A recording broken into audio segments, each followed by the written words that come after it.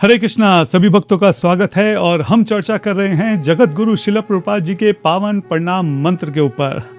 आज हम जो है दूसरी पंक्ति का जो पहला शब्द है श्रीमते, उसके ऊपर चर्चा करेंगे। जैसे अंग्रेजी में बोलते हैं हिज डिवाइन ग्रेस, उसी को हिंदी में श्रीमते कहते हैं। हिज डिवाइन ग्रेस एसी भक्ति वेदांत स्वामी महाराज शिला प्रभुपाद, उसको हिंदी में बोल देते हैं श्रीमते एसी भक्ति वेदांत स्वामी महाराज शिला प्रभुपाद। अभी तक हमने पहली पंक्ति जो है उसके ऊपर चर्चा करी है। हमने देखा कि कैसे जो नमः का अर्थ होता है वो है शिला प्रभुपाद जी के चरण कमलों का आश्रय ले लेना, शरणागति ले लेना, अपना सब कुछ जो है उनको दे देना, अपने आप को उनके ऊपर लुटा देना। फिर हमने देखा कि जो ओम है वो कोई निर्गुण, निराकार, निर्विशेष की कोई नीरस ध्वनि नहीं है, बल्कि वो स्वयं भगवान श्री कृष्ण की बांसुरी की मधुर ध्वनि है। और हमने देखा कि हम ये भी समझ सकते हैं कि जो शिला प्रभुपाद जी के जो ग्रंथ हैं, उनकी जो वाणी है वो उसी ध्वनि की जो है एक तरह से एक्सटेंशन है। फिर हमने देखा विष्णु पद आया कि कैसे शिला प्रभुपाद जी जो हैं उनका निवास स्थान जो है वो भगवान श्री विष्णु के चरण कमल हैं या फिर उनका धाम है। कृष्ण पृष्ठाया, भगवान श्री कृष्ण के अत्यंत अंतरंग सखा लाडले मित्र जो हैं वो शिला प्रभुपाद जी हैं।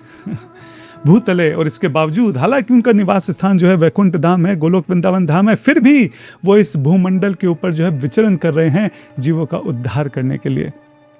तो ये हमने पहली पंक्ति में देखा और आज हम चर्चा करने वाले हैं श्रीमते के ऊपर। जल्दी से अपने गुरुजनों को, वरिष्ठ वैष्णवों को प्रणाम करते हैं, उनसे आज्ञा लेते हैं, आशीर्वाद लेते हैं, ताकि आज जो है हम श्रीमते के ऊपर चर्चा कर सकें। ओम अज्ञानं तिमिरन्धस्य ज्ञानाञ्जन शलाकया चक्षुरुन्मिलितं येन तस्मै श्री गुरुवे नमः। गुरुवे गौरचन्द्राय राधिकाय तदालये कृष्णाय कृष्ण भक्ताय तद्भक्ताय नमो नमः। मुखं करोति वाञ्छालं पंगुं लघिते गिरिं यत्कृपातम् अहं वन्दे श्रीगुरुदीनतारिणम्। हरे कृष्ण कृष्ण कृष्ण हरे हरे, हरे राम राम राम हरे हरे। तो श्रीमते, जो श्रीमते है वो दो शब्दों से मिलकर बना है, एक है श्री और एक है मते। और जो श्री है अगर हम देखें तो उसके मुख्य तौर पर 5 अर्थ हैं और हम देखेंगे कि कैसे ये जो 5 हैं ये शिला प्रभुपाद जी के ऊपर एकदम सटीक बैठते हैं। तो पहले श्री के ऊपर चर्चा करते हैं। तो श्री के जो अर्थ हैं, सबसे पहला अर्थ होता है कांति, यानी कि सुंदरता, बहुत असीम सुंदरता, एकदम चमक, तेज। दूसरा अर्थ होता है ऐश्वर्य, खूब संपत्ति, खूब अच्छा भाग्य, ऐश्वर्य। तीसरा अर्थ होता है कृपा, जिसके अंदर बहुत कृपा होती है, अहितु की कृपा। चौथा है जिसके अंदर बहुत भक्ति होती है, जिसके अंदर बहुत सेवा का भाव होता है। और 5वां होता है कि जो कि एक तरह से आधिकारिक होता है, प्रामाणिक होता है, जिसके पास अथॉरिटी होती है, उसको उसके आगे भी जो है श्री लगाया जाता है। तो सबसे पहले हम कांति के ऊपर चर्चा करते हैं, यानी कि जिसके पास असीम सौंदर्य होता है, कांति होती है, शोभा होती है, उसके आगे भी श्री लगाया जाता है। अब यहाँ पे कोई पूछ सकता है कि तो फिर ये जो शब्द है ये शिला प्रभुपाद जी के ऊपर कैसे उपयुक्त बैठता है, क्योंकि जो शिला प्रभुपाद जी हैं उनकी आयु तो 70 वर्ष की हो चुकी थी, उनका पूरा शरीर जो है वो ढल चुका था, पूरे शरीर में जो है झुर्रियां पड़ चुकी थी, पूरा शरीर कमजोर हो गया था, तो फिर वो कैसे सुंदर हुए? अरे सुंदर तो ये जो हॉलीवुड और बॉलीवुड के स्टार हैं ये होते हैं। देखा नहीं इनका शरीर कैसे गठीला होता है, देखी नहीं इनके शरीर पे कोई झुर्रियां नहीं होती हैं, कोई दाग धब्बा नहीं होता है, कैसे ये सब जो है क्रीम पाउडर और ये सारे जो भी मेकअप का सामान है ये लगाने के बाद देखा नहीं कितने आकर्षक लगते हैं, ये होते हैं सुंदर। असल में हमारा जो सुंदरता का कंसेप्शन है ना वही बिगड़ा हुआ है। हाँ, कहते हैं ना कि beauty is a skin deep. हाँ, जो हमारी सुंदरता है केवल वो इतनी ही गहरी है जितनी गहरी ये स्किन होती है। हाँ, कहने का अर्थ ये है, अगर जो भी व्यक्ति आपको इस पूरे संसार में जो सबसे सुंदर व्यक्ति लगता हो, आप एक बार उसके ऊपर जरा विचार कीजिए। कोई बड़ी हॉलीवुड बॉलीवुड की कोई हीरोइन हो, कोई हीरो हो, आप सोचिए कि ये जो स्किन है ना जो हमारे शरीर के ऊपर चढ़ी हुई है, इसकी जो मोटाई है वो होती है 0.1 मिलीमीटर, 0.1 mm। और अगर ये जो स्किन है 0.1 मिलीमीटर की, अगर इसको हटा दिया जाए, हाँ, इस स्किन को अगर यहाँ से हटा दिया जाए थोड़ा सा, तो इसके अंदर जो हमको दिखाई देगा, क्या दिखाई देगा? हड्डी, मांस, खून, पस, हाँ, ये सारी चीज़ें जो इसके अंदर दिखाई देंगी, आप सोचिए कि जो व्यक्ति आपको इतना आकर्षक लग रहा है, जिस पर लोग कहते हैं कि हम अपनी जान छिड़कते हैं, उनसे प्रेम करना तो, जान छिड़कना तो बहुत दूर की बात है, उनके पास तक जाने को वो तैयार नहीं होंगे। अरे पास जाने को तो छोड़ो, उनकी तरफ देखने को तैयार नहीं होंगे। अगर ये केवल 1 मिलीमीटर की स्किन हटा दी जाए ना, तो चिल्लाते हुए लोग जो है उनसे दूर भाग जाएंगे। ये सब है इस 1 मिलीमीटर स्किन के ऊपर। तो जितना भी सौंदर्य है, आकर्षण है इस भौतिक संसार का लोगों के प्रति, वो केवल ये 1 मिलीमीटर स्किन के ऊपर है। त्वचा का प्रेम है। इसलिए बोलते हैं beauty is a skin deep. जितनी डीप 1 मिलीमीटर डीप ये स्किन है, बस उतनी ही देर की ब्यूटी है, इसको हटाने भर की देर है। और ये जो स्किन है, ये भी समय के साथ इसके ऊपर झुर्रियाँ पड़नी तय है, समय के साथ इसको भी गल जाना जो है वो तय है। इसलिए हम बचपन में एक बड़ा अच्छा भजन सुनते थे, टीवी में आता था, रक्त मांस हड्डी के ढेर पर चढ़ा हुआ है जाम, रक्त मांस हड्डी के ढेर पर मढ़ा हुआ है चाम, देख इसी की सुंदरता हो जाती नींद हराम, ये माया तेरी बहुत कठिन है राम।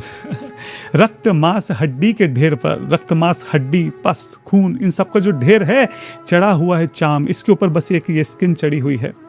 देख इसी की सुंदरता, और ये जो स्किन है 1 मिलीमीटर की, इसी की सुंदरता को देखकर हो जाती नींद हराम।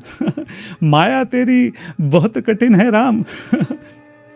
लेकिन जो शिला प्रभुपाद जी की सुंदरता है, वो ये कोई 1 मिलीमीटर स्किन के कारण नहीं है। उनकी जो सुंदरता है वो इस कारण है कि उनके हृदय में भगवान श्री कृष्ण के प्रति जो प्रगाढ़ प्रेम है, उस प्रेम के कारण उनके पूरे शरीर से जो ब्रह्म तेज निकल रहा है, उससे उनकी सुंदरता बनती है। ये कोई भौतिक सुंदरता से उनकी सुंदरता यहाँ पे हम नहीं बता रहे हैं। और वो सुंदरता ऐसी है कि जिसको देखकर लाखों करोड़ों जो कामदेव हैं वो बेहोश हो जाएं। ऐसी सुंदरता है कि उसको देखकर जो है हजारों सूर्य की जो चमक है वो भी फीकी पड़ जाए। ऐसा क्यों? ऐसा इसलिए कि उनके अंदर से जो ब्रह्म तेज निकलता था, उसका ऐसा आकर्षण था कि जो भी एक बार उनकी तरफ देख लेता था वो खिंचा चलाता था। जो भी एक बार उनको देख लेता था, उसके अंदर से ऐसा लगता था कि ना जाने क्यों मुझे ऐसा लग रहा है कि मैं इनकी तरफ बहुत आकर्षित हो रहा हूँ। ना जाने क्यों मुझे ऐसा लगता है कि मैं अपना पूरा जीवन बस इनके श्री चरणों में समर्पित कर दूं। ना जाने क्यों इनके ऊपर अपनी जान छिड़कने को जी चाहता है। ना जाने क्यों ऐसा लगता है कि जो भी ये कह रहे हैं केवल वही परम सत्य है। तो ऐसे अनगिनत उदाहरण हैं हमने देखे शिला प्रभुपाद जी के जीवन में कि शिला प्रभुपाद जी को जो भी एक बार एक नज़र देख लेता था, जो भी उनसे एक बार मिल लेता था, जिसकी नज़र भी उन पर पड़ जाती थी, वो जो है इतना आकर्षित हो जाता था कि अपना पूरा जीवन जो है सब कुछ, इस भौतिक संसार का सारा रुपया, पैसा, दौलत, अपनी जवानी, सब कुछ त्याग कर जो है अपना पूरा जीवन उनके श्री चरणों में समर्पित कर देता था। ऐसा ब्रह्म तेज था, ऐसी सुंदरता थी, ऐसी कांति थी हमारे शिला प्रभुपाद जी की।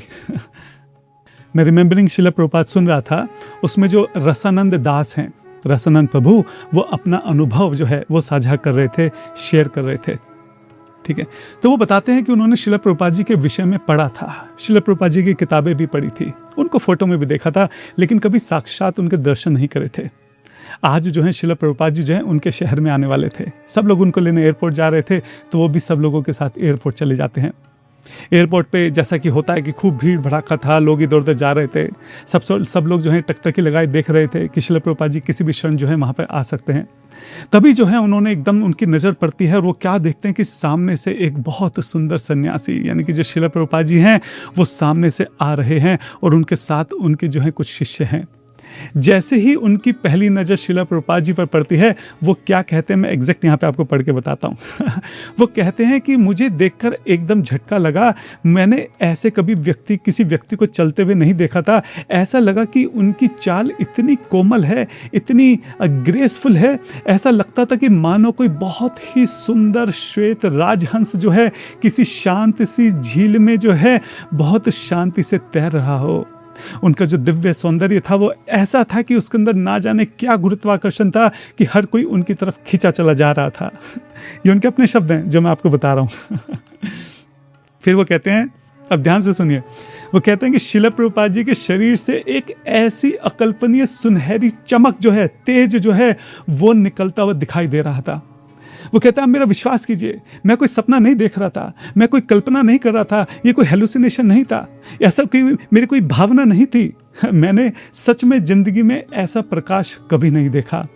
जो उनके अंदर से तेज निकल रहा था वो बिल्कुल इतना सच है जितना ये मेरे सामने खड़ा हुआ लकड़ी का दरवाजा। वो अपने इंटरव्यू के दौरान इस बात को बोलते हैं कि मेरे सामने जो दरवाजा है, जितना सच ये है उतना ही सच वो तेज था जो मैंने उनके शरीर से निकलते हुए देखा था। तो ये जो बिल्कुल एकदम अकल्पनीय और साक्षात कांति और शोभा और सुंदरता और आकर्षण को देखकर जो है रसानंद प्रभु जो हैं वहीं पे इमीडिएट जो है झुक जाते हैं और दंडवत करके श्रील प्रभुपाद जी को प्रणाम करते हैं। जैसे ही वो खड़े होते हैं वो क्या देखते हैं कि श्रील प्रभुपाद जी बिल्कुल उनके सामने खड़े हैं और श्रील प्रभुपाद जी जो अपनी बहुत बड़ी बड़ी विशाल करुणामयी आंखों से जो है सीधा इस वक्त जो है वो रसानंद प्रभु जी को देख रहे थे। रसानंद प्रभु कहते हैं कि ना जाने मुझे ऐसा लगा कि जो श्रील प्रभुपाद जी हैं उनकी नज़रें मेरा पूरा शरीर भेद कर मेरी आत्मा को देख रही हैं। और उसके बाद ना जाने मुझे क्या हो गया, उसी क्षण मुझे ऐसा लगा कि मैं बिक गया हूँ और उसी वक्त मुझे ऐसा लगा कि मेरा बचा हुआ पूरा जीवन जो है इन साधु की, इन श्रील प्रभुपाद जी की अमानत है। तो ये एक्सपीरियंस है, ये अनुभव है उन लोगों का जिन्होंने श्रील प्रभुपाद जी के साक्षात दर्शन करे हैं। ये होती है सुंदरता। तो जब हम श्रील प्रभुपाद जी को श्रीमते कहते हैं, जरा एक छवि श्रील प्रभुपाद जी के अपने हृदय में हम ऐसी बनाएं कि हम ऐसे सन्यासी, ऐसे महापुरुष, ऐसे हमारे श्रील प्रभुपाद जी को प्रणाम कर रहे हैं जिनकी राजहंस जैसी चाल थी, जिनके पूरे शरीर से ब्रह्म तेज निकलता था, जिनकी विशाल करुणामयी आंखें जो हैं वो किसी को भी जो है उसकी आत्मा को झंझोड़ कर रख देती थी और किसी को भी एक क्षण में जो है अपना बना लेती थी। ये होती है सुंदरता, ये होती है कांति। हमारे मंदिर में यहाँ इस्कॉन फिनिक्स में एक माता जी हैं, धनलक्ष्मी माता जी, हर ग्रेस धनलक्ष्मी माता जी। पूरा जीवन उनको मंदिर में ही हो गया, अभी काफ़ी एज हो गई है, काफ़ी बूढ़ी हो गई हैं। अगर मैं एक बार उनके हाथ जल गया था तो मैं देख रहा था तो उनके पूरे हाथ में जो है जले कटे के निशान हैं, जले के निशान हैं, कहीं से काला हो रहा है, कहीं छाले हो रहे हैं। हाँ, क्यों? क्योंकि पूरा दिन जो है वो भगवान का भोग बनाती हैं, पूरा दिन जो है भगवान की सेवा करती हैं। अगर बाहरी दृष्टि से देखा जाए तो उनके हाथ में कोई आकर्षण नहीं है। जले कटे छाले पड़े हुए निशान पड़े हुए हाथ हैं, लेकिन अगर भगवान की दृष्टि से देखा जाए तो वो हाथ सबसे ज़्यादा सुंदर है। क्यों? क्योंकि वो पूरा जीवन जो है भगवान की सेवा में इस्तेमाल हुआ है। हो सकता है किसी का हाथ बहुत सुंदर हो, हाथ में कोई निशान ना हो, कोई छाला ना हो, एकदम गोरा चिट्टा एकदम चमचमाता हुआ और इसमें बिल्कुल गोल्ड की और डायमंड की उसमें रिंग्स हो और सब कुछ हो, बहुत सॉफ्ट स्किन हो, सब कुछ हो, लेकिन वो कभी भगवान की सेवा में इस्तेमाल नहीं हुआ। लेकिन यहाँ पे वो हाथ है जिसने पूरा जीवन जो है भगवान के लिए भोग बनाया है। भोग जल बनाते हुए अनगिनत बार वो उनका हाथ जला है, अनगिनत बार जो है उनका हाथ कटा है, अनगिनत बार उसमें छाले पड़े हैं। तो भगवान की नज़रों में जो है वो हाथ सबसे ज़्यादा सुंदर है। एक बार मैं मायापुर में था, काफ़ी पुरानी बात है, शायद 7-8 साल पुरानी बात होगी। तो मैं वहाँ पे सोचा था कि मृदंग ले लेता हूँ। तो मैं मृदंग लेने के लिए गया तो उन्होंने मेरे से पूछा कि आप मृदंग बजाते हो? तो मैं ऐसे थोड़ा बहुत सीख रहा था, थोड़ा बहुत बजाता था, ऐसा ज़्यादा नहीं। तो मैंने उन्हें कहा कि हाँ मैं थोड़ा बजाता हूँ। तो उन्होंने बोला कि दिखाइए अपने हाथ। तो मैंने अपने हाथ दिखाए तो मेरे हाथ पे यूँ हाथ फेरते हैं, कह रहे नहीं आप मृदंग नहीं बजाते हो। बेसिकली उनका कहना यह था कि अगर आप सच में मृदंग बजाते होते तो आपके हाथ में यहाँ गठियाँ पड़ चुकी होती, हाथ में छाले पड़ चुके होते। हाँ, तो ये हाथ जो है इसमें अभी मृदंग बजी नहीं है, ये हाथ जो है अभी भगवान की सेवा में इस्तेमाल हुए नहीं हैं। तो मैं बात ये कह रहा था कि वही हाथ सुंदर है, वही शरीर सुंदर है जो भगवान की सेवा में इस्तेमाल हुआ हो। बाहरी सुंदरता जो है कितनी भी हो बहुत जल्दी ढल जानी है, बहुत जल्दी मिट्टी में मिल जानी है, और जैसे ही मिट्टी में मिलेगी, जैसे ही ढलेगी, कोई एक नज़र उठा के नहीं देखेगा, कोई एक क्षण के लिए याद करने वाला नहीं है।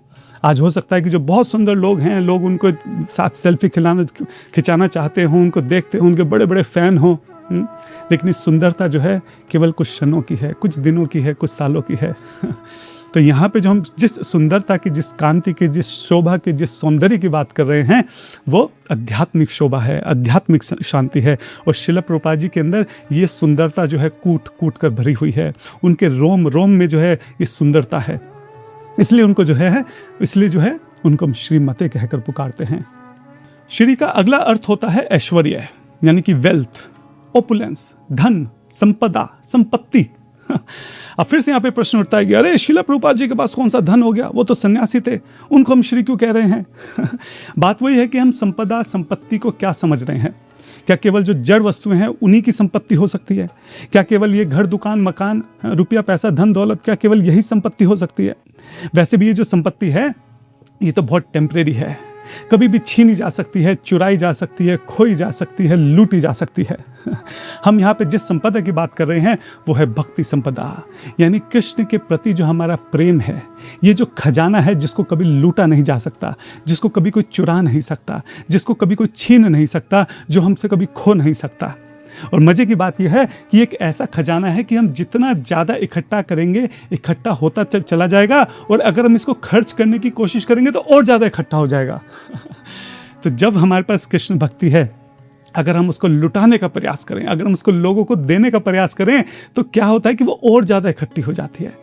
यानी कि एक ऐसी संपदा है जिसका कभी नुकसान नहीं होता, जिसका कभी लॉस नहीं होता, जो हमसे कभी हटती नहीं। ये परमानेंट अकाउंट नंबर है हमारा, परमानेंट अकाउंट में इकट्ठी होती है। जितना ज़्यादा इकट्ठी करेंगे बस बढ़ती जाएगी, बढ़ती जाएगी, बढ़ती जाएगी, बढ़ती जाएगी। और इसकी खास बात यह है, केवल यही वो संपदा है जिसको हम अपने साथ जो है अपने अगले जन्म में लेकर जाने वाले हैं। जैसे मान लो फॉर एग्जाम्पल, अगर मान लो मैं किसी दूसरे देश में जाता हूँ, मान लो मैं यहाँ पे अमेरिका में आया, तो क्या मैं यहाँ पे आके भारत का रुपया चला सकता हूँ? नहीं, यहाँ पर रह के तो डॉलर ही चलाना पड़ेगा।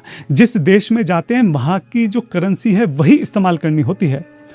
बिल्कुल ठीक इसी तरीके से अगर हम गोलोक वृंदावन धाम जाना चाहते हैं तो हमें ऐसी संपत्ति इकट्ठी करनी पड़ेगी जो वहाँ पर जाकर जो है जिसका इस्तेमाल हो सके। ये जो जड़ संपदा है, घर, दुकान, मकान, रुपया, पैसा, धन, दौलत, जो भी सब चीज़ें हैं, ये सारी जड़ संपत्ति है जो यहीं पे रह जाने वाली है। लेकिन अगर जो हमारे पास भक्ति संपत्ति है, ये ऐसी संपत्ति है जो हमेशा हमारे साथ रहने वाली है, हमेशा बढ़ती रहनी है, हमेशा आनंद देने वाली है, और हमेशा हमारे अगले जन्म में भी हमारे साथ जो है वो जाने वाली है। तो शिला प्रभुपाद जी को जब हम बोल रहे हैं कि उनके पास ऐश्वर्य है, वेल्थ है, ओपुलेंस है, संपदा है, संपत्ति है, तो ये भक्ति संपदा है जिसके विषय में हम बात कर रहे हैं। कृष्ण प्रेम के प्रति जो है उनके हृदय में ऐसा अमूल्य खजाना है जिसको नापा नहीं जा सकता। अच्छा, एक खास बात और है, यहाँ पे हम देखते हैं कि या तो कोई वेल्दी होता है या रिनंशिएट होता है, या तो किसी के पास बहुत पैसा होता है या फिर वो वैराग्य होता है, दोनों एक साथ नहीं हो सकते। लेकिन यहाँ पे जो ओपुलेंस है उसका एक अर्थ वैराग्य भी होता है, और शिला प्रभुपाद जी जो हैं वो वैराग्य शिरोमणि है, सबसे ऊंचा वैराग्य में जो है वो स्थित हैं। आप सोचिए, शिला प्रभुपाद जी के जो हैं एस्कॉन में जब शिला प्रभुपाद जी अपनी लीला इस धरती पर समाप्त कर रहे थे, उस वक्त जो है 100 से ज़्यादा एस्कॉन के मंदिर थे, बिलियंस ऑफ डॉलर की जो है प्रॉपर्टी थी, हजारों हजारों डिसाइपल्स थे, कितने ना जाने कितने मंदिर थे, क्या नहीं था। लेकिन जब शिला प्रभुपाद जी अपनी विल लिखते हैं एंड में, उसमें कुछ भी वो अपने परिवार के नाम पर नहीं लिखते हैं।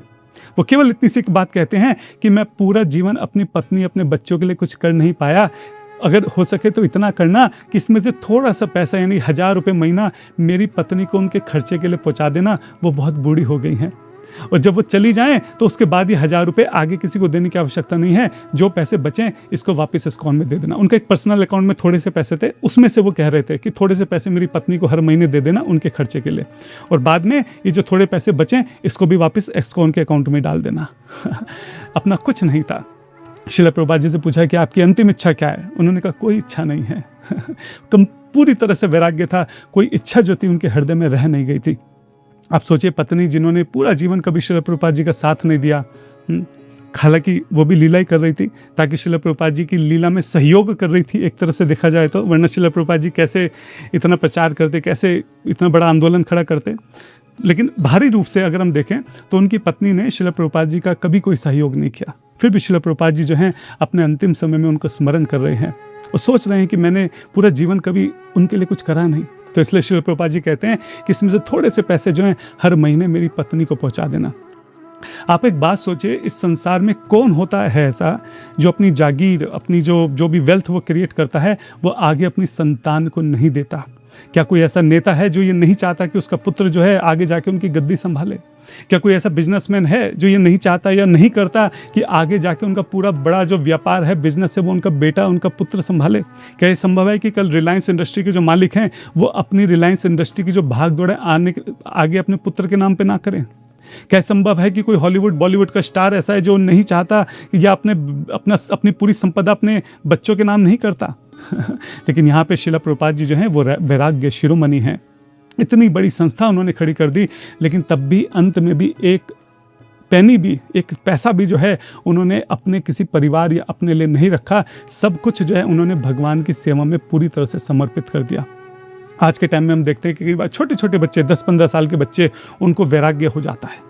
जैसे एग्ज़ाम सर पे आते हैं वैराग्य हो जाता है। जैसी कोई उनकी गर्लफ्रेंड कोई लड़की छोड़ के चली जाती है, वैराग्य हो जाता है। कहीं कोई नुकसान हो गया, घर वालों से लड़ाई हो गई, वैराग्य हो गया, घर छोड़ के निकल जाते हैं, वैराग्य। अरे वैराग्य लेंगे किससे, मुझे तो बताओ। तुमने इकट्ठा क्या किया कि जिससे तुम वैराग्य ले रहे हो? पहले कुछ हो भी तो सही तुम्हारे पास, तुमने कुछ कमाया भी तो हो। वैराग्य किस चीज़ से? पहले घर पे बोझ थे, अब वहाँ वृंदावन में किसी आश्रम के ऊपर बोझ हो। तुम्हारा है क्या जिससे तुमने वैराग्य लिया? अभी लास्ट टाइम जब मैं वृंदावन में था, एक्चुअली मुझे हर बार कुछ लोग ऐसे ज़रूर मिलते हैं और बहुत लोग मैसेजेस भी करते हैं। छोटे छोटे बच्चे 10 साल 15 साल के स्कूल में हैं और उनको वैराग्य हो जाता है। अभी लास्ट टाइम जब मैं वृंदावन में था तो एक लड़का ऐसे मेरे पास बोला, आपकी वीडियोस देखता हूँ मैं प्रभु जी, मेरी उससे बात हुई तो बातों में मुझे पता चला कि वो अभी 11वीं कक्षा में है, साइंस का स्टूडेंट है और वो घर छोड़ के वृंदावन आ गया है। अच्छा, माँ बाप को पता है? नहीं पता है। वृंदावन में कहाँ रहते हैं?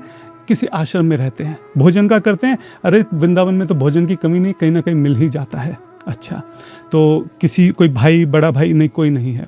कोई काउंसलर, कोई वरिष्ठ भक्त जिससे तुम संपर्क में हो? नहीं, कोई नहीं है। ठीक है, अभी आगे का क्या प्लान है? बस प्रभु जी यहीं रहूँगा, आश्रम में रहूँगा, प्रसाद पाऊँगा और भगवान का नाम लूँगा। बात ऐसी है कि जो वैराग्य है ना, वो लेना नहीं पड़ता, वैराग्य हो जाता है। वैराग्य का अर्थ ये नहीं है कि जब हमारे भौतिक संसार में कोई कठिनाई आई, कोई मुश्किल समय आया, कोई परेशानी आई, तो उस वक्त हम जो वैराग्य महसूस करते हैं वो वैराग्य नहीं होता है। वो अपनी मुश्किलों से भागने का एक तरीका है, अपनी मुश्किलों से जान छुटाने का एक तरीका है। और बहुत जल्दी जिसे हम वैराग्य समझ रहे हैं, आज हम भाग के चले भी गए, लेकिन कल जब उस वैराग्य में कठिन समय आएगा, जब वहाँ पे मुश्किलें आएंगी, तो वहाँ से फिर से भाग के हम कहीं और जाएंगे। वैराग्य जो है, जब भगवान से हमारा जो प्रेम है वो इतना प्रगाढ़ हो जाता है कि एक क्षण के लिए भी हमें लगता है कि हम उनके बिना रह नहीं पा रहे हैं। इस भौतिक संसार की हर एक वस्तु जो है वो तुच्छ लगने लगती है, तो वैराग्य अपने आप हो जाता है। कपड़े जो हैं वो उतरते नहीं हैं, कपड़े उतारने नहीं पड़ते, कपड़े जो हैं अपने आप उतर जाते हैं। तो उसको वैराग्य कहते हैं। एक बार एक व्यक्ति जो है वो शिला प्रभुपाद जी के पास आके कहता है, प्रभुपाद जी मैं सब कुछ छोड़ देना चाहता हूँ।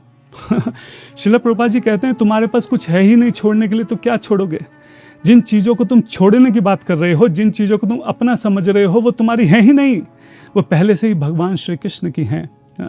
ये जो तुम्हारा विचार है कि मैं सब कुछ छोड़ देना चाहता हूँ, बस इस विचार को छोड़ दो, इस विचार को त्याग दो, तो तुम वैरागी हो जाओगे। ये जो विचार है तुम्हारा कि तुम्हारे पास कुछ छोड़ने के लिए है, बस केवल इस विचार को छोड़ना है और कुछ छोड़ने की आवश्यकता नहीं है। तो शिला प्रभुपाद जी का जो वैराग्य था वो अपने जीवन की, अपने भौतिक जीवन की कठिनाइयों के कारण नहीं था, वो उनका भगवान श्री कृष्ण के प्रति जो प्रगाढ़ प्रेम था उसके कारण वैराग्य था। उनके भौतिक जीवन में बहुत कठिनाई आई, कभी वो छोड़ कर नहीं भागे। उनके आध्यात्मिक जीवन में भी बहुत कठिनाइयाँ आई, कभी वो छोड़ कर नहीं भागे। हाँ, तो वो वैराग्य शिरोमणि थे।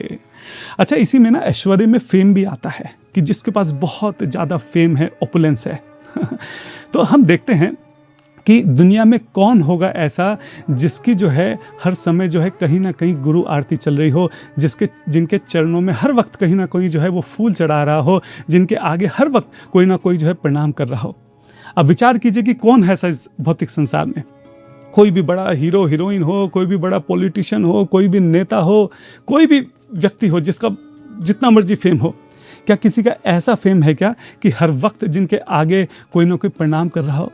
अगर हम देखें तो पूरी धरती में हमेशा हर वक्त जो है कहीं ना कहीं मंगला आरती चल रही होती है। कहीं ना कहीं जो है कई हजारों भक्त जो है शिला प्रभुपाद जी को प्रणाम कर रहे होते हैं, उनकी आरती कर रहे होते हैं, उनको फूल चढ़ा रहे होते हैं, उनसे प्रार्थना कर रहे होते हैं, उनसे प्रेम कर रहे होते हैं। कौन है ऐसा इस पूरे भौतिक संसार में जिसका ऐसा ऐश्वर्य हो, जिसका ऐसा फेम हो, जिसका ऐसा ओपुलेंस हो? कौन है इस भौतिक संसार में जिसके ऊपर लोग सच में अपनी जान छिड़कते हों। इस भौतिक संसार में अगर किसी के फैन होते भी हैं ना, तो कहीं ना कहीं वो अपने स्वार्थ के कारण होते हैं। उनकी नज़र होती है कि किसी तरह से इसका पैसा मुझे मिल जाए, या किसी तरीके से जो इसका फेम है मैं इसका इस्तेमाल करके कहीं ना कहीं किसी तरीके से कोई लाभ उठा लूँ। कहीं ना कहीं जो स्वार्थ होता है, जो फैंस होते हैं, जो फॉलोअर्स होते हैं। लेकिन जो शिला प्रभुपाद जी हैं, उनके जो फॉलोअर्स थे, उनके जो शिष्य थे, उनसे जो प्रेम करते हैं वो किसी स्वार्थ के कारण नहीं करते हैं। वो तो अपना पूरा जीवन जो है शिला प्रभुपाद जी के श्री चरणों में समर्पित कर चुके हैं। ऐसा फेम किसका हो सकता है? ऐसा ओपुलेंस किसका हो सकता है? तो यहाँ पे जो श्री का अर्थ है ऐश्वर्य, वेल्थ, ओपुलेंस, फेम, रिनंसिएशन, हम देखते हैं कि कैसे सब जो है शिला प्रभुपाद जी में कूट कूट कर भरा हुआ है। इसलिए जो है उनके आगे हम श्रीमते लगाते हैं। श्री का अगला अर्थ होता है कृपा। तो जैसा कि हम जानते हैं गौड़ीय वैष्णव सिद्धांत के अनुसार इस पूरे ब्रह्मांड को जो संपूर्ण सुंदरता है, शक्ति है, करुणा है, उसका जो मूल स्रोत है वो और कोई नहीं बल्कि श्री जी हैं, श्रीमती राधा रानी है। तो जब हम कहते हैं कि श्रीमते, तो हम कह रहे हैं कि वो महापुरुष जिनके हृदय में साक्षात श्रीमती राधा रानी जी की अहितुकी कृपा जो है वो विराजमान है। तो जब शिला प्रभुपाद जी कीर्तन करते हुए चलते हैं तो वो और कुछ नहीं बल्कि श्रीमती राधा रानी जी की अहितुकी कृपा के चलते फिरते स्वरूप हैं। उनकी वो जो करुणा भरी नज़रें हैं, उनका जो वो क्षमा कर देने का स्वभाव है, उनका जो वात्सल्य भाव है, उनका जो असीम धैर्य है, अनलिमिटेड टॉलरेंस जो है शिला प्रभुपाद जी की, वो कहाँ से आ रही है? वो इन्हीं श्रीमती राधा रानी जी की अहितुकी कृपा से आ रही है, मात्र प्रेम से आ रही है। जो उनका माँ का वात्सल्य भाव है, प्रेम का भाव है, वहाँ से आ रही है। हाँ, मैं रिमेंबरिंग शिला प्रभुपाद जी सुन रहा था तो उसमें भागवत प्रभु जो हैं एक बहुत सुंदर प्रभुपाद जी की लीला बताते हैं। वो कहते हैं कि एक बार मुंबई में गुरु पूजा चल रही थी। शिला प्रभुपाद जी जो हैं वो व्यासासन पर विराजमान थे। पूरा ऐसा लगता था पूरे ब्रह्मांड के जो केंद्र हैं वो उस वक्त वही हैं। सबकी नज़रें उनके ऊपर टिकी हुई हैं। कोई जो चामर चला रहा है, कोई जो मोर पंख डुला रहा है, उनकी धूप से जो है आरती हो रही है। सैकड़ों भक्त जो हैं वो उनके प्रेम में पागल होकर वहाँ पे नाच रहे हैं, मृदंग बज रही हैं, करताल बज रहे, इतना भव्य वहाँ पे जो है वातावरण था। तो जो ये थे भागवत प्रभु जी थे, इनके पाँव में चोट लगी हुई थी, इनका पाँव कटा हुआ था, तो ये नाच नहीं पा रहे थे, तो पीछे खड़े हुए थे शांति से और हाथ बजा ताली बजाकर जो है कीर्तन कर रहे थे। शिला प्रभुपाद जी अपनी करुणा वही नज़रों से जो है सबकी तरफ देख रहे थे। तभी उनकी नज़र जो है भागवत प्रभु पर पड़ती है और उनके पाँव में जो चोट लगी हुई थी उस पर पड़ती है। प्रभुपाद जी इशारा करते हैं, किसी को बोलकर उनको अपने पास बुलाते हैं। अब भागवत प्रभु एकदम हैरान रह जाते हैं कि मुझे प्रभुपाद जी अपने पास क्यों बुला रहे हैं, क्या बात हो गई? तो वो एकदम जो है कांपने लगते हैं कि क्या हुआ, इतने बड़े आचार्य मुझे अपने पास बुला रहे हैं। तो शिला प्रभुपाद जी उनको अपने पास बुलाते हैं और उनसे पूछते हैं कि आपके पाँव में चोट कैसे लगी? तो बताते हैं शिला प्रभुपाद जी, मैं ऐसे ही थोड़ा गिर गया था और इस तरीके से मुझे चोट लग गई। अच्छा, आपने दिखाया क्या? कौन से डॉक्टर को दिखाया? कौन सी दवाई लगी? कितनी चोट लगी है? दर्द हो रहा है क्या? शिला प्रभुपाद जी एक एक बात जो है उनसे पूछने लगते हैं। आप सोचिए, इतना भव्य कीर्तन चल रहा है, पूरे कीर्तन पे से ध्यान हटाकर उनका सारा ध्यान जो है उनके उस शिष्य की जो एक छोटी सी चोट लगी हुई थी उस पर चले जाता है। शिला प्रभुपाद जी बताते हैं, आप आयुर्वेद में ये दवाई लीजिए, ऐसे कीजिए, ठीक है, और मुझे बताना, अगर ठीक नहीं हुई तो मुझे बताना। और अंत में शिला प्रभुपाद जी कहते हैं, अगर तुम्हें किसी भी चीज़ की ज़रूरत है तो तुम सीधा मेरे पास आना, तुम्हें और कहीं जाने की ज़रूरत नहीं है। ये सुनकर भागवत प्रभु जो है उनकी आंखों में आंसू आ जाते हैं। वो शिला प्रभुपाद में अपनी माँ का स्वरूप देख रहे थे कि कैसे इतना प्रेम, इतनी करुणा, इतना दया, इतनी वात्सल्य कि उनकी छोटी सी चोट के विषय में शिला प्रभुपाद जी इतना जो विस्तार से पूछ रहे हैं, ध्यान दे रहे हैं, कह रहे हैं कि कुछ ज़रूरत हो तो मुझे बताना। इसी तरह मैंने एक और लीला सुनी थी, मुझे अभी एकदम उसका रेफरेंस ध्यान नहीं आ रहा। उसमें शिला प्रभुपाद जी को कुछ भक्त जो है पालकी में लेकर जा रहे थे। अंतिम दिनों में शिला प्रभुपाद जी को पालकी में लेकर जाया जाता था। तो उसमें से एक भक्त था जिसके पाँव में फोड़ा हो रहा था, तो वो ठीक से चल नहीं पा रहा था। शिला प्रभुपाद जी को एहसास होता है, वो देखते हैं, तो शिला प्रभुपाद जी पूछते हैं क्या हुआ। अब वो भक्त भी जो एकदम भौचक्का रह जाता है कि प्रभुपाद जी ऐसे पूछ रहे हैं, तो वो बताता है प्रभुपाद ऐसी थोड़ी सी चोट लग गई। शिला प्रभुपाद पूछते हैं डिटेल में, कहाँ लगी, कैसे लगी, क्या हुआ, किसको दिखाया, किसको नहीं दिखाया, दर्द हो रहा है क्या, सब सारी बातें पूछते हैं। बाद में शिला प्रभुपाद जी कहते हैं कि आप मुझे मेरे कमरे में आके मिलो जरा। हाँ, तो भक्त जो है प्रभुपाद जी से मिलने जाता है। अब यहाँ पे देखिए क्या होता है, 15-20 साल का छोटा सा बच्चा जो है, यंग ब्रह्मचारी जो है मंदिर में, और यहाँ पे इतनी बड़ी संस्था के फाउंडर आचार्य AC भक्तिवेदांत स्वामी महाराज शिला प्रभुपाद, वो उनको अपने पास में बिठाते हैं। कहते हैं कि बैठो। वो भक्त नीचे बैठने लगता है, प्रभुपाद जी कहते नहीं, यहाँ साइड में बैठो, बराबर में बैठो, अपने पाँव दिखाओ। और उस वक्त श्रील प्रभुपाद जी उनके ब्रह्मचारी के अपने पाँव को लेकर अपनी गोदी में रखते हैं। वो जो ब्रह्मचारी एकदम भौचक कर रह जाते हैं, उसको समझ नहीं आता कि हो क्या रहा है। मेरे गुरुदेव परम आराध्य, मेरे पूजनीय श्रील प्रभुपाद जी मेरे पैरों को कैसे छू सकते हैं। वो बहुत संकोच में आता है, मना करता है, प्रभुपाद जी नहीं मानते, उसके पाँव उठा के अपनी गोदी में रखते हैं और ध्यान से उसके फोड़े को देखते हैं। उसके बाद उसको कुछ आयुर्वेदिक दवाई लिखते हैं, कहते हैं कि तुम इसको लेना, इससे तुम्हारा ठीक हो जाएगा, और बताना मुझे कि ठीक हुआ है कि नहीं हुआ। तो ऐसा जो प्रेम है, ऐसा जो वात्सल्य है, ये जो मात्र प्रेम है, ये क्यों है? क्योंकि वो श्रीमती हैं। श्रीमती जी, श्रीमती राधा रानी की ही जो करुणा है, उनका जो वात्सल्य है, उनकी जो अहितु की कृपा है, वो श्रील प्रभुपाद जी जो हैं उसके चलते फिरते स्वरूप हैं, इसलिए हम उनको श्रीमती कहते हैं। श्री का अगला अर्थ होता है भक्ति, डिवोशनल सर्विस, सेवा। जो श्रील प्रभुपाद जी थे वो सेवा के भी मूर्तिमान स्वरूप थे। आप जरा विचार कीजिए, जरा उस दृश्य की कल्पना कीजिए कि शुरुआती दिनों में श्रील प्रभुपाद जी जब न्यूयॉर्क में थे, किस प्रकार से हर एक छोटी से छोटी और बड़ी से बड़ी सेवा वो स्वयं करा करते थे। भोग बनाने से लेकर, सफाई करने से लेकर, व्यासासन में बैठ के प्रवचन करने तक की सारी सेवा जो है वो स्वयं करा करते थे। आप जरा विचार कीजिए कि जिस गैरेज में, एक छोटी सी जगह में श्रील प्रभुपाद जी हैं, वहाँ पर अगले महीने का रेंट देने का पैसा नहीं है। उसके बावजूद जो भी श्रील प्रभुपाद जी से मिलने आता था, सबके हाथ में वो किसी न किसी तरीके से प्रसाद रखते थे। उनके पास से कभी कोई खाली हाथ वापस नहीं जाता था। एक बार उनके पास देने के लिए कुछ नहीं था, तो उनके पास उनको एक सेब रखा हुआ दिखाई दिया। सेब काट के उसी के जो छोटे छोटे टुकड़े थे, पीस थे, वो उन्होंने वहाँ जो भक्त मिलना है उनको दे दिए, लेकिन खाली हाथ कभी किसी को वापस नहीं जाने दिया। जब वो कथा करते थे, आप सोचिए कि कितना सारा अरेंजमेंट होता है, बैठने की व्यवस्था है, व्यास आसन है, फिर भक्त आकर कहाँ पे बैठेंगे, भक्तों की प्रसाद की व्यवस्था है, रेंट देने के पैसे नहीं है। सोचिए कितने प्रसाद का भोग का इंतजाम करना, इतने भक्त वहाँ पे आ रहे हैं, उनके प्रसाद की व्यवस्था करना। उसके बाद कथा करना, कथा के बाद हर एक जने जो है वहाँ पे आ जाके बैठ जाते थे। श्रील प्रभुपाद स्वयं अपने हाथों से एक एक जने को जो है वहाँ पे प्रसाद परोस रहे हैं, और उसके बाद लोगों को कोई परवाह नहीं, उठ के वो चले जाया करते थे, अपने झूठे बर्तन तक नहीं उठाते थे। श्रील प्रभुपाद जी सोचिए, इतने बड़े परमहंस, और वहाँ पर वो इन बच्चों के, जिसमें से आधे तो ड्रग एडिक्ट से, इनके सोचिए झूठे बर्तन वो स्वयं अपने हाथों से उठाते थे। इनके झूठे बर्तन धो रहे हैं, बड़े बड़े जिनमें भोगा बना है वो बर्तन वो अपने आप धो रहे हैं। पूरे उनके जाने के बाद पूरा साफ सफाई जो वो अकेले कर रहे हैं। 70 साल की जो है उनकी आयु थी। आप जरा विचार कीजिए। तो श्रील प्रभुपाद जी जो थे वो सेवा के मूर्तिमान स्वरूप थे। और ये तो केवल एक छोटा सा उदाहरण है। उन्होंने पूरा जीवन जिस तरीके से सेवा की है, अपने गुरु महाराज की, श्री कृष्ण चैतन्य महाप्रभु की, इस आंदोलन को खड़ा करने के लिए जिस तरीके से उन्होंने अपने शरीर को घिसा है, जिस तरीके से उन्होंने अपना खून बहाया है, वो वही कर सकता है जिनके अंदर श्रीमती राधा रानी जी की सेवा का भाव का अंश हो, उनका स्वरूप हो। श्री का अगला अर्थ होता है प्रमाण, अधिकार, स्पिरिचुअल अथॉरिटी।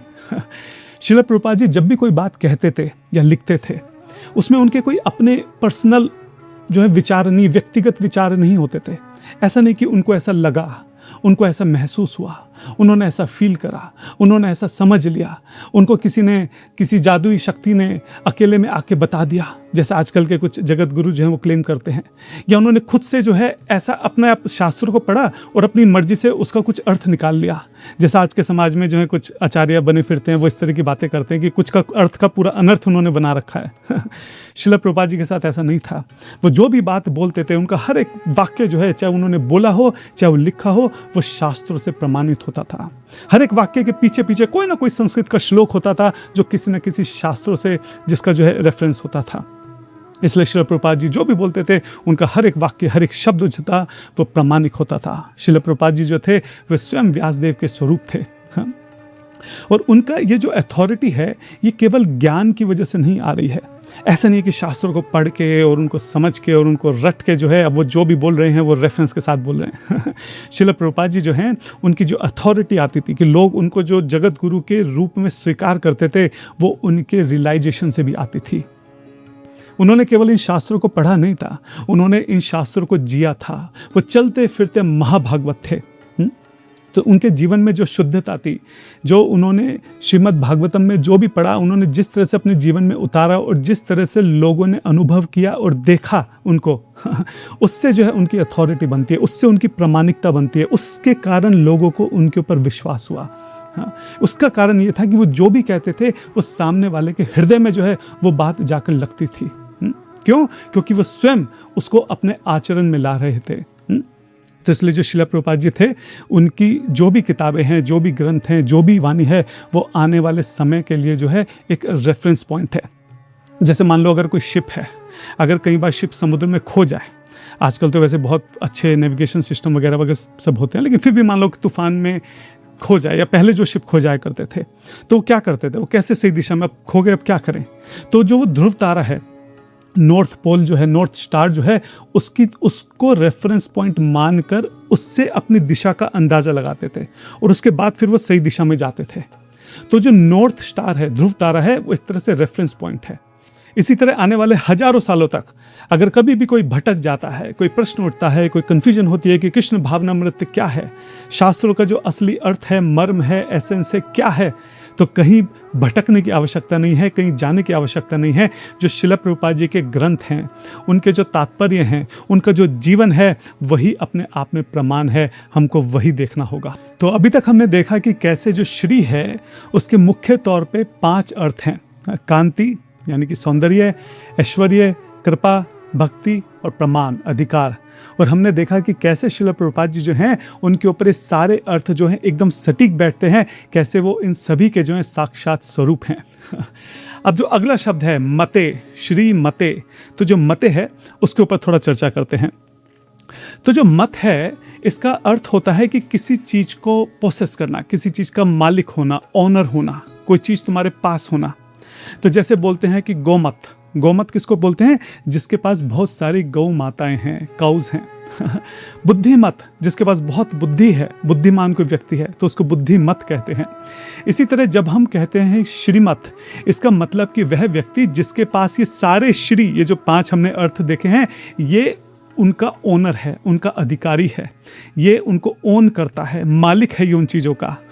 तो जैसे हम कहते हैं कि श्री का अर्थ हुआ कि श्रीमती राधा रानी की कृपा, उनकी करुणा, तो वह महापुरुष जिसके हृदय में श्रीमती राधा रानी की करुणा जो है वो विराजमान है, वो श्रीमत है। हाँ, इस तरीके से हम कह सकते हैं। तो ये जो करुणा है, ये ऐसा नहीं है कि राधा रानी से लेकर उनको देनी है, वो कोई माध्यम नहीं है, उनके वो ओनर हैं उसके। हाँ, उनके पास पावर ऑफ अटर्नी है। जैसे मान लो कोई पिता है, अगर कोई पिता है, उसको अपने पुत्र के ऊपर बहुत विश्वास है, बहुत प्रेम है, उसको पता है कि कभी कोई गलत डिसीजन नहीं लेगा, ये हर कार्य ठीक से करेगा, तो पिता क्या कर सकता है कि अपने पुत्र के नाम जो है ना, पावर ऑफ अटर्नी कर सकता है। पावर ऑफ अटर्नी का मतलब है कि उस पुत्र के पास पूरा अधिकार है कि अपने पिता की संपत्ति को वो कैसे यूज़ कर सकता है। चाहे तो उसको दान में दे सकता है, चाहे उसको किसी और चीज़ में यूज़ कर सकता है। उसको पिता से पूछने की भी आवश्यकता नहीं है, उनकी अनुमति लेने की आवश्यकता नहीं है, उसके पास अधिकार है, वो ओनर है अभी उस संपत्ति का, उसके पास पावर ऑफ अटर्नी है। इसी तरह जब हम कहते हैं श्रीमते, इसका मतलब है जो श्रीमती राधा रानी की करुणा है, उसके शिला प्रभुपाद अधिकारी हैं कि वो किसी को भी, किसी के ऊपर भी उस कृपा को लुटा सकते हैं।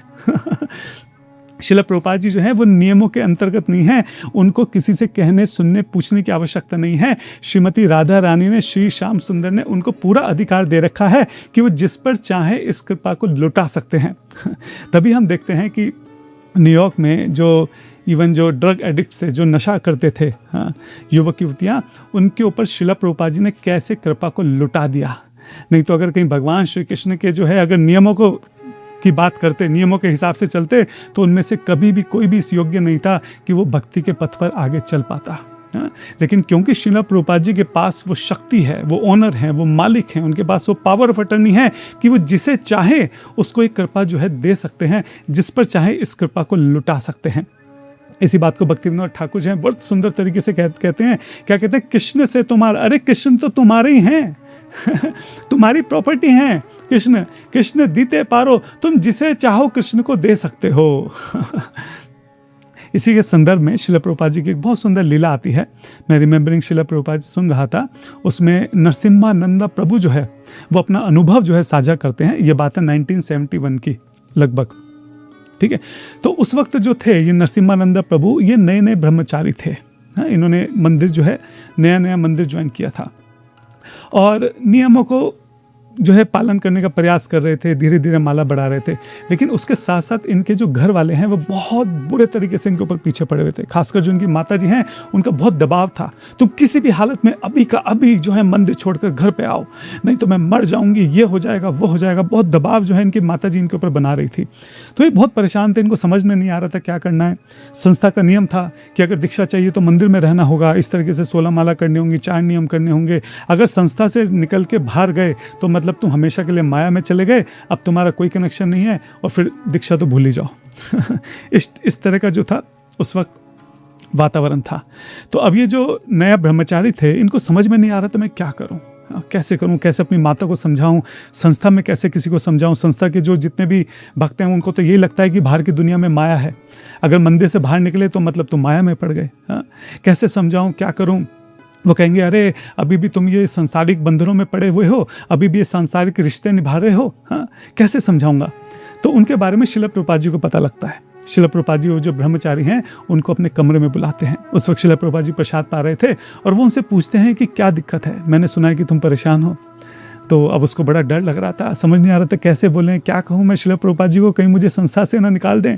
श्रील प्रभुपाद जी मेरे बारे में क्या सोचेंगे कि मैं अभी भी संसारिक जो है रिश्ते हैं इसको निभाने के लिए लगा हुआ हूँ। तो वो श्रील प्रभुपाद जी को पूरी बात बताते हैं कि कैसे कैसे वो यहाँ पे छोड़ के आए, क्या हुआ, और किस तरीके से जो उनके माता पिता हैं वो उनके ऊपर बहुत ज़्यादा दबाव बना रहे हैं कि वो किसी भी तरह से घर लौट के आएँ, और अब उनको समझ में नहीं आ रहा है कि वो क्या करें। तो श्रील प्रभुपाद जी कहते हैं कि अगर तुम अपने घर जाते हो तो क्या तुम वहाँ पे शाकाहारी भोजन पा सकते हो। तो वो ब्रह्मचारी कहते हैं हाँ प्रभुपाद, शाकाहारी भोजन तो मैं पा सकता हूँ। अच्छा, क्या नियमों का पालन करोगे। जी प्रभुपाद। क्या अपना जप तो नहीं छोड़ोगे। नहीं प्रभुपाद। तो कहते हैं ठीक है, तो कोई दिक्कत नहीं है, तुम एक काम करो, अपने घर जाके अपने माता पिता के साथ कुछ समय रहो, उनकी सेवा करो और तुम बाद में लौट कर यहाँ पर आ जाना। उस वक्त ऐसा होता नहीं था। तो जब श्रील प्रभुपाद जी ऐसा बोलते हैं तो वह जो ब्रह्मचारी था वो उसको थोड़ा शांति मिलती है, खुश होता है वो कि श्रील प्रभुपाद जी ने मेरी बात को समझा। लेकिन उसको डर होता है कि अगर मैं मंदिर छोड़कर गया तो कहीं मैं फिर से माया में ना पड़ जाऊं, कहीं मैं फिर से अपने माता पिता और रिश्तेदारों में और उन सब बाहरी दुनिया में फिर से ना खो जाऊं। तो वो बड़ा घबराया हुआ होता है। तो श्रील प्रभुपाद जी क्या कहते हैं कि मैं तुम्हें भेज तो रहा हूँ लेकिन मैं तुम्हें ऐसे नहीं जाने दूंगा, तो फिर जाने से पहले मैं तुम्हें दीक्षा दूंगा। और श्रील प्रभुपाद जी जो हैं तब उस ब्रह्मचारी को दीक्षा देते हैं और उसका नाम पड़ता है नरसिम्हानंदा प्रभु। हाँ, तो यहाँ पे आप देखिए वह जो ब्रह्मचारी था वह ठीक तरीके से नियमों का पालन भी शायद नहीं कर रहा था, प्रयास कर रहा था, माला करने का प्रयास कर रहा था। संस्था के नियम थे कि कम से कम कोई इतने महीने माला करेगा, नियमों का पालन करेगा तब उसको दीक्षा मिलेगी, और मंदिर से बाहर जाने का तो कोई सवाल ही नहीं था। लेकिन श्रील प्रभुपाद जी जो हैं वो किसी भी नियम के अंतर्गत नहीं है, वो मालिक हैं कृपा के। उन्होंने उस नरसिम्हानंद को, उस ब्रह्मचारी को ऐसी कृपा दी, उसको ऐसे योग्य बना दिया कि वो अपने घर भी जाता है, अपने माता पिता की सेवा करता है, उनके साथ भी रहता है, अपने नियमों का पालन करते हुए जप भी करता है और वापस लौट के मंदिर में भी आ जाता है और आगे जाके ब्रह्मचारी बन के पूरा जीवन प्रभुपाद जी की सेवा करता है। आप समझिए कि उस टाइम जो था, जो इन्वायरमेंट था, जो वातावरण था, वो आज की तरह नहीं है कि बहुत फ़ोन हैं, मोबाइल हैं, ऑनलाइन क्लासेस चल रही हैं एकदम। अगर आप घर में भी हैं तो भी आप मंदिर से संपर्क बनाए हुए हैं क्योंकि वीकली तो क्लास होती है, ठीक है। आप मैसेज से या फ़ोन से बात करो, उस वक्त ये सारी सुविधाएं नहीं थी। अगर आप मंदिर से बाहर हो इसका मतलब आप माया में हो, क्योंकि आप अपने घर परिवार में रह रहे हैं, अपने यार दोस्तों से मिल रहे हैं, बाहर की दुनिया में आप पूरी तरह से हो, मंदिर से पूरी तरह से कट हो गया है आपका। तो उस वक्त जो है अपनी साधना को बचाए रखना बहुत मुश्किल होता था, वो आज की तरह नहीं था। इसलिए उस वक्त ऐसा माना जाता था कि अगर कोई मंदिर में नहीं रह रहा है तो इसका मतलब वो माया में है। तो आप समझिए श्रील प्रभुपाद जी ने उनको किस तरह से एम्पावर करा, एक तरह से किस तरीके से उनको योग्यता दी, किस तरह से उनके ऊपर कृपा बरसाई कि उस व्यक्ति को इतना योग्य बना दिया कि मंदिर से बाहर रहकर भी वो सभी नियमों का पालन करता रहा, भगवान के नाम का जप करता रहा, प्रभुपाद जी के कहे अनुसार माता पिता की सेवा भी की और बाद में लौट के मंदिर भी आ गया और पूरा जीवन फिर प्रभुपाद जी के लिए भी लगा दिया। क्यों? क्योंकि श्रील प्रभुपाद जी जो हैं वो क्या है, कृष्ण से तुम्हार कृष्ण दी तो पारो। जो कृष्ण हैं वो स्वयं श्रील प्रभुपाद के हैं। श्रील प्रभुपाद मालिक हैं उनकी मर्सी के, उनकी कृपा के, उनके करुणा के। वो जिस पर चाहे इस कृपा को लुटा सकते हैं, उनको पूरा पूरा राइट है, पूरा पूरा अधिकार है। इसको बोलते हैं श्रीमते। इसलिए हम बोलते हैं प्रभुपाद जी को कि श्रीमते भक्ति वेदांत स्वामी, हे श्रीमते, हे श्रील प्रभुपाद, आपके पास अधिकार है, आपके पास श्रीमती राधा रानी की वो कृपा है, वो करुणा है, आप किसी पर भी लुटा सकते हो। मैं दास आपके श्री चरणों में प्रणाम करता हूँ, कृपया करके उस कृपा की एक बूंद जो है कृपा करके मेरे ऊपर भी लुटा दीजिए, मुझे भी दे दीजिए। अच्छा, जो मते है इसको थोड़ा और डिटेल में, थोड़ा और गहराई से समझते हैं। आप ये समझिए कि संस्कृत में ना ऐसा नहीं कि जैसे श्रीमते इन दो शब्दों को मिलाया, तो ऐसा नहीं है कि रैंडमली किन्हीं भी दो शब्दों को मिला दिया। इसके लिए कंडीशंस हैं, वो फुलफिल होनी चाहिए, नियम है, कानून है, उसके आधार पर ही हम दो शब्दों को मिला सकते हैं। तो अगर हम कह रहे हैं कि श्रीमते, जिसके पास श्री है, यानी कि श्रीमती राधा रानी की कृपा जिसके पास है, उसको हम श्रीमते कह रहे हैं। लेकिन ये जो कृपा है, इसका कानून है, इसके नियम है, वो पूरे होने चाहिए। शर्त है इसकी, क्या है? सबसे बड़ी इसकी 3 शर्तें हैं जो पूरी होनी चाहिए। सबसे पहली शर्त तो ये है कि ये जो कृपा है ये बहुत असीमित होनी चाहिए, बहुत अबंडेंस में होनी चाहिए, बहुत ज़्यादा होनी चाहिए। ऐसे नहीं कि थोड़ी सी कृपा है। जैसे फॉर एग्जांपल, अगर मान लो कोई व्यक्ति है, उसके पास $10 हैं तो, या 10 रुपये हैं, तो हम ये तो नहीं कहेंगे अरे ये तो धनवान है, इसके पास तो धन है। धनवान उस धन है, उसके पास 10 रुपये हैं, लेकिन धनवान उसको कहते हैं जिसके पास बहुत सारा धन है। बिल्कुल ठीक इसी तरीके से जो शिला प्रभुपाद हैं, उनके पास श्रीमती राधा रानी की करुणा का अथाह महासागर है। इतना महासागर है कि इस पूरे संसार के अनंत जीवों के सारे पाप भी उससे धुल जाएं, तब भी वो महासागर खत्म नहीं होगा। शिला प्रभुपाद जी के पास जो दया है, जो करुणा है, जो कृपा है, वो कुछ थोड़ी सी नहीं है, बहुत अबंडेंस में है, बहुत असीमित है। वो सभी के ऊपर इस कृपा को लुटा दें, तब भी ये कृपा कम नहीं होगी, खत्म नहीं होगी। हाँ, तो ये शर्त है, कृपा जो है वो बहुत ज़्यादा होनी चाहिए, तभी कोई श्रीमती हो सकता है। तो शिला प्रभुपाद जी के पास वो कृपा जो है बहुत अबंडेंस में है। दूसरी बात, ये जिस के आगे भी आप मते लगा रहे हो, जो भी वे वस्तु है, जैसे यहाँ पे श्री है, उससे जो है सामने वाले की प्रशंसा होनी चाहिए। हाँ, उसका जो है यश बढ़ना चाहिए, वो कम नहीं होना चाहिए। जैसे फॉर एग्जांपल, मान लो हम कहें कि कोई व्यक्ति है, उसने अपने सर के ऊपर 10 किलो कोयले की बोरी जो है वो लाद रखी है। अब देखा जाए तो 10 किलो कोयला बहुत ज़्यादा होता है, लेकिन ऐसा नहीं है कि वो 10 किलो कोयला अपने सर पे रखने की वजह से वह व्यक्ति प्रशंसनीय हो गया। ऐसा तो नहीं है कि लोग उसको प्रणाम करेंगे, लोग उसकी पूजा करेंगे, लोग उसकी प्रशंसा करेंगे कि देखो देखो कैसे आपने 10 किलो कोयला अपने सर पे उठा रखा है। नहीं, ऐसा नहीं है। तो इसके विपरीत अगर मान लो कि किसी के सर पे कोई मुकुट है जिसमें कोहिनूर हीरा जड़ा हुआ है, हीरा तो छोटा सा ही है, 50 ग्राम का होगा, लेकिन उससे उसका जो यश है वो बढ़ रहा है, उससे उसकी प्रशंसा बढ़ रही है। लोग उसके सामने झुकेंगे, उसको प्रणाम करेंगे, उसकी प्रशंसा करेंगे, उसका यशगान करेंगे। हाँ, इसी तरीके से शिला प्रभुपाद जी के पास जो ये श्री हैं, ये क्या है? ये साक्षात गोलोक वृंदावन धाम का कोहिनूर मुकुट है, जो स्वयं श्याम सुंदर जी ने जो है शिला प्रभुपाद जी के सर पे इसको विराजमान कर दिया है। इसी के कारण अगर हम देखें तो शिला प्रभुपाद जी की जो है पूरे भूमंडल पर आज प्रशंसा हो रही है, गुणगान हो रहा है, यशगान हो रहा है, लोग पूजा कर रहे हैं, लोग अपने आप को समर्पित कर रहे हैं, सरेंडर कर रहे हैं, उनकी शरणागति ले रहे हैं। हाँ? तो जो श्री है वो प्रशंसनीय है, उससे कम, उससे जो सामने वाले का यश है वो कम नहीं हो रहा, वो यश बढ़ रहा है। तीसरा नियम ये है कि ये जो भी चीज़ है जिसके आगे भी आप मत लगा रहे हो, जैसे श्रीमते, ये नित्य होनी चाहिए, परमानेंट होनी चाहिए। ऐसा नहीं कि टेम्परेरी है, आज है कल नहीं है, ऐसा नहीं है। जैसे फॉर एग्जांपल मान लो हमारे पास कोई एक बहुत अच्छी जैकेट है, अभी मैंने जैकेट पहन रखी है, हो सकता है वो जैकेट कल मेरे से खो जाए, घूम जाए, या मैं उसको उतार के कहीं रख दूं। ऐसा नहीं है कि हर वक्त मेरे पास वो जैकेट है, ऐसा नहीं है। लेकिन अगर हम दूसरा उदाहरण लें, मान लो सूरज के साथ जैसे प्रकाश है, ऐसा नहीं हो सकता कि सूरज के साथ आज प्रकाश नहीं है, कल है, ये कम है या ज़्यादा है। प्रकाश जो है वो सूर्य से कभी अलग नहीं हो सकता, अभिन्न है, वो नित्य है, परमानेंट है, हमेशा उसके साथ रहने वाला है। बिल्कुल ठीक इसी प्रकार ऐसा नहीं है कि शिला प्रभुपाद जी के साथ कोई ऐसी कंडीशन होगी, मान लो कल कोई अगर उनका अपमान करे, कल कोई उनको कोई कठोर वचन कहे, कल कोई उनको धोखा दे, तो भी शिला प्रभुपाद जो है उनकी कृपा, उनकी करुणा उस व्यक्ति के प्रति कम नहीं हो सकती। हाँ, ये जो करुणा है ये इनके रोम रोम में, इनके रेशे रेशे में ऐसी समाई हुई है, इनकी नजरें पूरी करुणा से ऐसी भरी हुई हैं कि वो अपनी कृपा को, करुणा को किसी के ऊपर डालने से, उसको देने से रोक ही नहीं सकते, चाहे तो भी नहीं रोक सकते। अगर शिला प्रभुपाद चाहें तो भी वो किसी पे कृपा करने से अपने आप को रोक नहीं सकते। ये स्वभाव है उनका, इसलिए उनका नाम श्रीमते है। तो शिला प्रभुपाद जो हैं वो कभी भी इतने निष्ठुर नहीं हो सकते कि वो अपने आप को कृपा से अलग कर लें। हाँ, तो जिन शिला प्रभुपाद जी के हम प्रणाम करते हैं, हमें समझना चाहिए कि भगवान की जो अहितुकी कृपा है वो उसके मालिक हैं, वो किसी पर भी उसको लुटा सकते हैं। हमको समझना चाहिए कि उनके पास ये कृपा जो है वो असीमित है, भूमा है। हमें समझना चाहिए कि वो जो है इस कृपा होने के कारण इतने महान हैं। हाँ, इसलिए हम उनका यशगान गुणगान कर रहे हैं, और हमें ये समझ में आना चाहिए कि जो कृपा है उनके पास नित्य रूप से है, शाश्वत रूप से है, वो चाहकर भी इसको वापस नहीं ले सकते। तो आज जो है हमने श्रीमती को बहुत विस्तार से समझा। हमने देखा कि कैसे श्री के अलग अलग अर्थ होते हैं और कैसे वो बिल्कुल श्रील प्रभुपाद जी के व्यक्तित्व के ऊपर एकदम सटीक बैठते हैं। कैसे श्रील प्रभुपाद जी जो हैं वो स्वयं श्री के साक्षात जो हैं स्वरूप हैं। हमने देखा कि मत जो उनके आगे लगाया है उसका क्या अर्थ है, ठीक है, और मत को लगाने के लिए जो नियम है उसके ऊपर भी श्रील प्रभुपाद जी जो हैं कैसे एकदम सटीक बैठते हैं।